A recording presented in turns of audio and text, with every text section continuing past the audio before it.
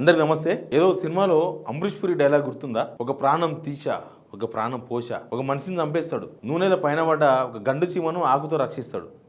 అందుకే ఆ డైలాగ్ వచ్చింది. ఈయన మన ముఖ్యమంత్రి రేవంత్ రెడ్డి గారు అదే పని చేసిండ్రు.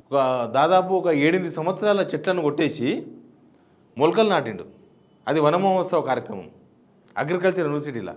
చెట్లు నాటాలంటే ఉన్న చెట్లను కొట్టేసి మొక్కలు నాటాలని ఒక కొత్త కాన్సెప్ట్ను తెర మీద తీసుకొచ్చిండ్రు. జాగ దొరకలేదా, లేకపోతే ఏమన్నా వాస్తు ఆనే నాటాలని ఎవరని చెప్పిండ్రా ఏ స్వామీజీ అన్న ఏమో తెలియదు. ఇది 2 రోజుల నుంచి గొడవ నడుస్తుంది. ఈ విషయం మీద మాట్లాడదాం. మాట్లాడకన్నా ముందు 2 లక్షల మంది సబ్స్క్రైబర్స్కి అందరికీ థ్యాంక్స్. ఇక్కడ దాకా నడిపించాను మమ్మల్ని. ఇక ముందు కూడా మీ ప్రోత్సాహంతో మీకు మంచి వార్తలు చెప్తూ ముందుకు వెళ్దాం. మీ సహకారం కూడా కావాలి. ఇది నిన్న నుంచి నడుస్తుంది రచ్చ. ఏంటంటే ఆల్రెడీ మీకు అందరికి తెలుసు కదా, అదేందో ప్రకృతిని కాపాడాలంటారు ముఖ్యమంత్రి గారు, ప్రభుత్వము ప్రకృతి మీద పగబడినట్టు చేస్తారు.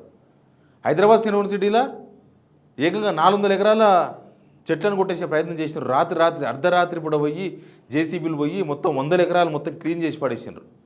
జింకలు మొత్తం ఊరు బయటకు వచ్చేసినాయి, దాంట్లోకి వెళ్ళి ఇండ్ల మధ్యకు వచ్చేసినాయి. అది చూసినామా? అరే ఈయనేంది పొద్దుగాలేస్తే మూసీ నది ప్రక్షాళన అంటాడు, ప్రకృతి అంటాడు, విపత్తులు అంటాడు, హైడ్రా పెట్టిందే ప్రకృతిని కాపానికి అంటాడు. తీరా చూస్తే ప్రకృతి మీదే ఉక్కుపాదం మోపుతారని. ఇప్పుడు ఇంకో పెద్ద ఇన్సిడెంట్ జరిగింది. రాజేంద్ర యూనివర్సిటీ అంటే మొత్తం చెట్లు చేమలు మొత్తం పచ్చదనం, అక్కడ పోతే వాతావరణం ఒక రకంగా ఉంటుంది. ఆడ ఆల్రెడీ హైకోర్టుకు 100 ఎకరాలు ఇచ్చిర్రు. అప్పుడే అక్కడ స్టూడెంట్స్ వ్యతిరేకించారు, ఇక్కడ ఎందుకు ఇవన్నీ అని. ఇప్పుడు ఏం చేశారంటే ప్రభుత్వం ఒక కార్యక్రమం పెట్టుకున్నది, వన మహోత్సవం అని దాని పేరు. వన మహోత్సవం అంటే వానకాలం వచ్చింది, సరే వానలు పడతలేవు అనుకో, వానకాలం వచ్చింది వానలు పడతలేవు, అయినా సరే ప్రభుత్వం వన మహోత్సవం అని సుప్రీంకోర్టు అడిగింది. దొంగ పని కాకపోతే మీరు అర్ధరాత్రి కూడా జేసీబీలు ఎందుకు తీసుకుపోయినారు హైదరాబాద్ యూనివర్సిటీలో? కానీ సేమ్ ఇక్కడ కూడా అగ్రికల్చర్ యూనివర్సిటీలకు దొంగ పని కాకపోతే అర్ధరాత్రి ఎందుకు పోయినాయి జేసీబీలు? అర్ధరాత్రి జేసీబీలు పోయి మొత్తం దాదాపు ఒక 7 to 10 years ఏజ్ ఉన్న చెట్లను ఎందుకు కొట్టేసిండ్రు? ముఖ్యమంత్రి మొక్కలు నాటాలంటే చెట్లు కొట్టేయాలనా? చెట్లు కొట్టేస్తే ఆయన వచ్చి మొక్కలు నాడతాడా? అది వన మహోత్సవం అవుతుందా? ఇదేందో నాకు అర్థం కాలేదు. ఒకసారి చూడండి ఆ విజువల్స్. ఈ కక్ష పరుగుందో అర్థం కాలేదు. కేసీఆర్ని అడిగిన అనుకునేమో ఇవన్నీ. కేసీఆర్ని నాటిన ఏం కావు. అక్కడ స్టూడెంట్స్ మాట్లాడుతున్నాం, వినండి.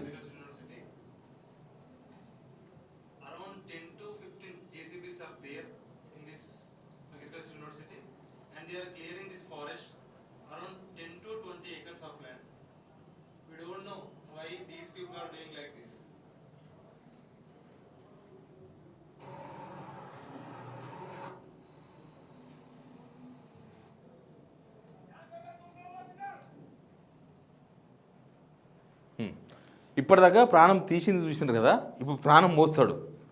20 ఎకరాలలో మొత్తం దాదాపు 100 చెట్లు అంటున్నారు. 100 చెట్లు మొత్తం భూస్థాపితం చేసి ఒక 7 to 10 years ఏజ్ ఉన్న చెట్లను కొట్టేసి ఇప్పుడు పోయి 1 month ఏజ్ ఉన్న మొక్కలు నాటుతారన్నమాట ముఖ్యమంత్రి గారు. చూడండి, అది కూడా ఆ చెట్లు కొట్టేసిన కానీ గవర్నమెంట్ ఆఫ్ తెలంగాణ వన మహోత్సవం 2025 అంట. పోయి ఆడపోయి ఈ 1 month ఏజ్ ఉన్న మొక్కలేమో అంటే ముఖ్యమంత్రి మొక్కలు నాటాలంటే ఉన్న మొక్కలు తీసేయాలన్నమాట. ముఖ్యమంత్రి గాలి పీల్చాలంటే ఉన్న గాలి తీసేయాలనా? ఇదేమి లాజిక్ అర్థం కాలేదు. ముఖ్యమంత్రి మొక్కలు నాటుతున్న దృశ్యాలు చూస్తూ ఉన్నాం. మనం ఇక్కడ చప్పట్లు కొడితే సార్కి వినిపిస్తుంది గట్టిగా. కొట్టండి, చప్పట్లు కొట్టండి. మొక్కలు నాటే దృశ్యం చూసినాం, అంతకుముందు మొక్కలు చెట్లు పీకేసే దృశ్యాలు కూడా చూసినాం. ఏం చెప్పదలుచుకున్నారో తెలియదు. దానిలో స్పీచ్ కూడా మొత్తం మహిళల గురించే స్పీచ్. ఆ ప్రోగ్రామ్ థీమ్ ఏంది?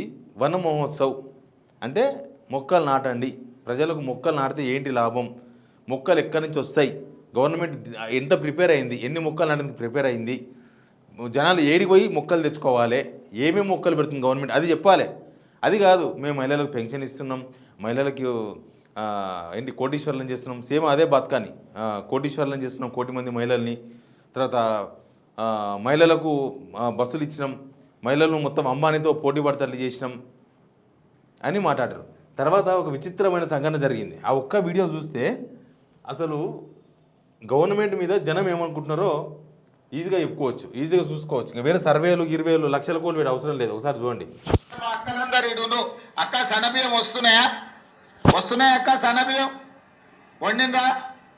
తింటున్నారు కదా అందరు, మంచిగా ఉంది కదా. గతంలో దొడ్డు బియ్యం ఎప్పుడైనా వండుకొని పిల్లలకి పెట్టిరాక?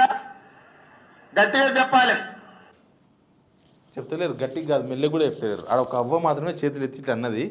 అంతమంది మహిళలే, ఒక్క మహిళ పలుకుతలేదు. గవర్నమెంట్ మీద గట్టున్నది మీ పరిస్థితి అని ఈ వీడియో చూస్తే అర్థమవుతుంది. గవర్నమెంట్ మీద జనం ఏమనుకుంటున్నారు. సన్నబియ్యంతోనే మొత్తం టర్న్అవుట్ అయిపోయింది జీవితాలు, సన్నబియ్యమే ఇంకా మొత్తం అన్నారు. సన్నబియ్యం తీసుకొచ్చినాక మార్కెట్లో రేట్ అయితే దీన్ని తగ్గలే, మరి దాని ఎఫెక్ట్ ఏడుందో. ఆ సన్నబియ్యం మీద కూడా ఇంకా ఒక రిజల్ట్ రాలే, తీసుకుంటున్నారు జనం. ఇంకా చాలామంది వండలే, వస్తుంది రిజల్ట్, త్వరలో వస్తుంది. అందుకే వాళ్ళందరూ తెలమోహం వేసినారు. ఏది ఏదో పెద్ద స్కీమా అన్నట్టు తెలమోహం వేసినారు మహిళలు. కానీ మాట్లాడే మాటలకు చేసే చేష్టలకు రెండిటికి కనీసం ఒక 50% అయినా పొంతన ఉండాలి. 10% కూడా పొంతన ఉండలేదు. ఇదే ముఖ్యమంత్రి ప్రకృతి అంటాడు, ఇదే ముఖ్యమంత్రి వికృతి చేస్తాడు, ఇదే ముఖ్యమంత్రి చెట్లు అంటాడు, ఇదే ముఖ్యమంత్రి చెట్లు కొట్టేస్తాడు, ఇదే ముఖ్యమంత్రి ఇంకేదో చెప్తాడు, ఇదే ముఖ్యమంత్రి పోయి నాశనం చేస్తాడు దాన్ని. అగ్రికల్చర్ యూనివర్సిటీలన మొక్కలు నడాల్సింది నడితే అగ్రికల్చర్ యూనివర్సిటీ నిండా చెట్లే ఉన్నాయి. ఆడింత జాగ ఉండదు ఆడ పోతే. ప్రతి సంబరంగుంట ఆ రోడ్ల మీదకి వస్తాయి ఇట్లా అన్నీ కొట్టేస్తారు.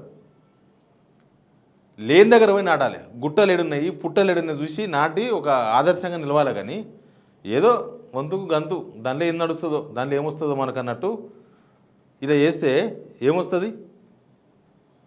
కానీ ప్రకృతి మీద పగబట్టిన వీళ్ళు, ప్రేమ కాదు. ప్రకృతి మీద పగబట్టి ఏడ పచ్చగా కనిపిస్తే దానిపై నరకాలే. ఏదో వీరప్పంతారు అయిపోయింది, తెలంగాణ వీరప్పని అయిపోయింది రేవంత్ రెడ్డి గారు. అట్లే అనిపిస్తుంది. ఏడబడతారు చెట్లు కొట్టేపించలేంది. ఉన్న చెట్లను మస్తు ఖాళీ జాగాలు ఉన్నాయి, గవర్నమెంట్ జాగాలు మస్తుగా బీడుపడి ఉన్నాయి. వాటిని సాగు చేపించి ఆడ పెట్టవచ్చు మొక్కలు. కానీ అదేదో అవి గంధం చెట్లు కూడా కావు కదా.